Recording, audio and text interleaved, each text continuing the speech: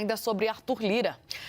Eu conto para vocês que o presidente da Câmara publicou uma decisão que muda a contagem do prazo da urgência de alguns projetos de lei e libera, por exemplo, a votação do PL da saidinha. Vamos a Brasília, vamos ao Congresso Nacional, ficamos em Brasília. Luciana Amaral, contigo. Traz essa informação para a gente, explica o que é, de fato, essa mudança. Tudo bem, Tainá? Boa tarde a você, ao Uribe, a todos que nos acompanham aqui nos bastidores. O que na prática acontece, então, com essa decisão do presidente Arthur Lira? Na prática, ele liberou a pauta de votações do plenário daqui da Câmara dos Deputados para que os deputados não sejam obrigados a já votar determinados projetos. Isso porque o governo federal tinha enviado ao Congresso 4 projetos de lei com urgência constitucional. Essa urgência faz com que os textos tenham que ser votados no plenário em até 45 dias. Depois, eles passam a trancar a pauta do plenário. São todos ligados à área econômica, por exemplo, uma alteração da lei das falências e também um programa para incentivar os bons contribuintes. Só que os projetos, eles foram enviados durante o recesso parlamentar, bem no finalzinho, nos últimos dias. Daí, Arthur Lira argumentou que o prazo só deve valer a partir da volta efetiva dos trabalhos da Câmara dos Deputados.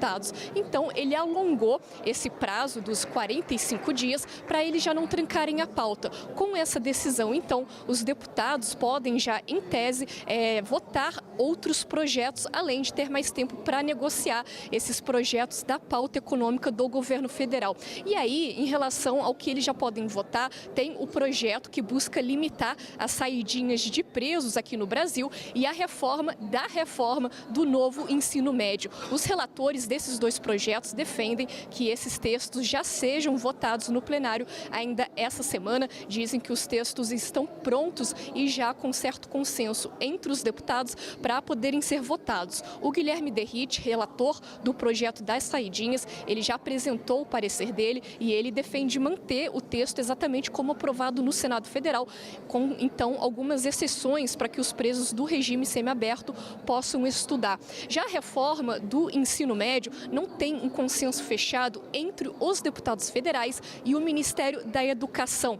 Mas aqui dentro da Câmara, o relator Mendonça Filho diz que o texto já está acertado, que o texto já tem ali um meio termo e que ele está pronto entre os deputados para poder ser votado, então, já essa semana. Portanto, a pauta do plenário está liberada para votação, eventualmente, desses outros projetos e não os projetos de pauta econômica do governo federal. A gente segue acompanhando a pauta de hoje, de amanhã, ainda não saiu, ainda não foi divulgada. A gente segue acompanhando para ver o que pode ser votado efetivamente, mas tem então aí uma carta branca para os deputados votarem o que eles preferirem. Volto com vocês.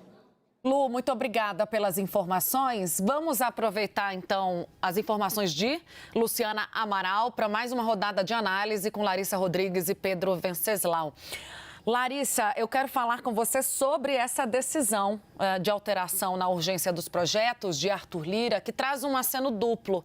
Traz um aceno para a oposição e para o governo, né? Lira vai se equilibrando ali na linha do meio, fazendo acenos positivos, né? Para bancadas necessárias que dialogam com o que a gente tratava agora há pouco, né? Com apoio à sucessão e outras demandas do presidente da Câmara.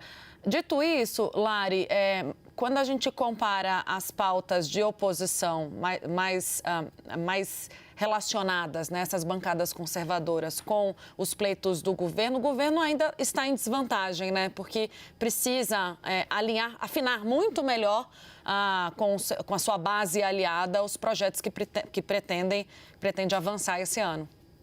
É mais um compre um, leve dois, né, de Arthur Lira. A gente costuma brincar que tem o regimento da Câmara dos Deputados e o regimento do Arthur Lira.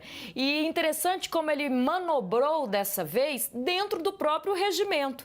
Porque o que se argumenta? Quando se manda um texto com urgência constitucional, Palácio Planalto, isso significa que eles querem acelerar a aprovação. Então, esses textos, esses projetos, eles passam na frente na fila. Eles têm que ser votados, ou pelo menos iniciar a votação, em até 45 dias. Esse 45 dias de 4 textos do Palácio do Planalto terminava hoje. Isso significa, quando a gente fala que trancou a pauta, que a partir de hoje, enquanto esses textos não fossem analisados, ele trancava a pauta. Nada mais poderia ser analisado. Aí o que o Lira falou? Mas, gente, eles mandaram e a data começa só quando o trabalho do Congresso Nacional recomeçou lá em fevereiro. Constitucionalmente, o trabalho começa 2 de fevereiro, mas esse ano, por acaso, era uma sexta-feira, eles mandaram para o dia 5 de fevereiro. Então, ele ganhou só mais 2 dias. Parece pouco esses projetos travarem a pauta só daqui a 2 dias, mas quando se quer acelerar ali, em 2 dias dá para votar muita coisa na Câmara dos Deputados. E aí a primeira sinalização cai para a oposição, porque aí já está pronto para votar o PL das saidinhas, que a gente vem falando muito aqui, que é uma força muito grande da oposição e que vai ser aprovado, inclusive o Palácio do Planalto não vai ter muito o que fazer nessa aprovação dentro do Congresso Nacional. E a gente trouxe ontem também a pressão que tem tido pelo ex-ministro da Educação, Mendonça Filho, para aprovar a reformulação do ensino médio a contragosto do ministro atual, Camilo Santana. Então, essa é a primeira sinalização. Lira ganha 2 dias para a oposição poder votar esses 2 projetos que devem sim passar. Mas, para não dizer que eu não te ajudo, Palácio do Planalto, vou te dar um tempinho enquanto isso. Você vai lá negociando projetos que você também quer aprovar. E são projetos da área econômica. Por isso que há previsão, inclusive, para encerrar, de uma reunião hoje ainda do Lira com o Haddad. A pauta principal vai ser reforma tributária, amanhã a gente fala sobre isso, mas também vão discutir como avançar essas outras pautas de economia ali no Congresso Nacional, na Câmara em especial. E dentro do quesito reforma tributária, o Arthur Lira hoje à noite também vai receber sugestões, Larissa, da Frente Parlamentar do Empreendedorismo, que reclamou muito da falta de diálogo com o governo, então apresenta suas próprias sugestões diretamente ao presidente da casa. Então, vamos ver o que vai sair daí. Pedro, ainda temos um tempinho, queria lhe ouvir também sobre esse gesto de Arthur Lira e a leitura que você faz desse jogo duplo. Eu não consigo entender se é um jogo duplo ou não, porque não há nenhuma resistência da base do governo, nem do PT. O PT liberou a bancada, o governo também liberou a bancada. Eles já precificaram que essa é uma vitória da oposição. E também o governo e o PT calculam que se eles se empenhassem em tentar barrar esse projeto das saidinhas, isso teria um alto custo eleitoral, não só nas eleições municipais de 2024, mas também em 2026. É um dilema para o PT. Se fosse no governo Lula 1 e 2, talvez o partido ou o Palácio do Planalto tivesse uma outra posição diferente da de agora. Mas agora tanto o PT quanto o governo estão escolhendo muito bem, muito criteriosamente quais brigas comprar, e essa da saidinha definitivamente não é uma delas, né, Tainá? E eles não têm, né? Eles não têm como comprar essa briga mesmo, já precificaram.